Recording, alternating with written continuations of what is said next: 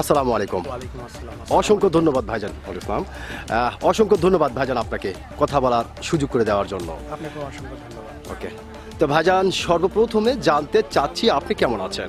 আলহামদুলিল্লাহ, আমি যাক। অনেক ভালো আছি। আলহামদুলিল্লাহ, যে আল্লাহ পাক আপনাকে ভালো রেখেছে। তো ভাইজান আপনার নামটা জানতে পারি? আমার নাম মোহাম্মদ রাকিবুল হাসান আহাদ।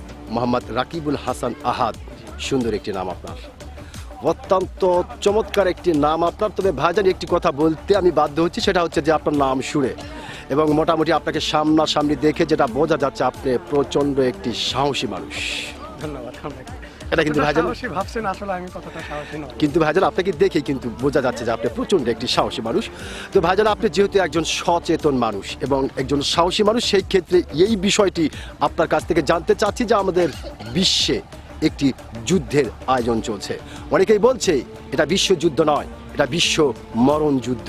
আবার অনেকেই বলছে এই পৃথিবীর বুকে ছোটোখাটো একটা কিয়ামত ঘটে যাবে।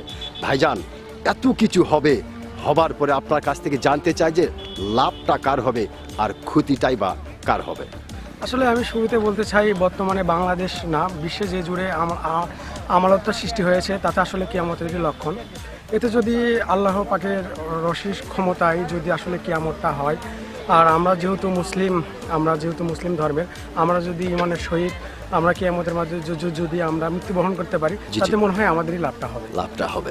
অসংখ্য ধন্যবাদ ভাইজান আপনি। তার মানে আপনি যেটা বোঝাতে চাচ্ছেন যে আসলে লাভ ক্ষতি আমরা বুঝি না, জীবন মরণ আমরা বুঝি না, আমরা ইসলামের পক্ষে থাকতে চাই, মুসলমান হয়ে ইসলামের পক্ষে থাকতে চাই। মৃত্যু হলে ইসলামের হ্যাঁ হ্যাঁ, থেকে মৃত্যুটা যেন হয়। অসংখ্য ধন্যবাদ ভাইজান আপনাকে। আপনি খুব গুরুত্বপূর্ণ একটি কথা বলেছেন এবং অত্যন্ত সাহসিকতার সহিত কথাটি বলেছেন, যার কারণে কিন্তু ভাইজান আমি আপনার যখন নাম শুনেছিলাম, আপনার হয়তো মনে আছে, আমি কিন্তু বলেছিলাম যে আপনি অত্যন্ত একজন সাহসী মানুষ।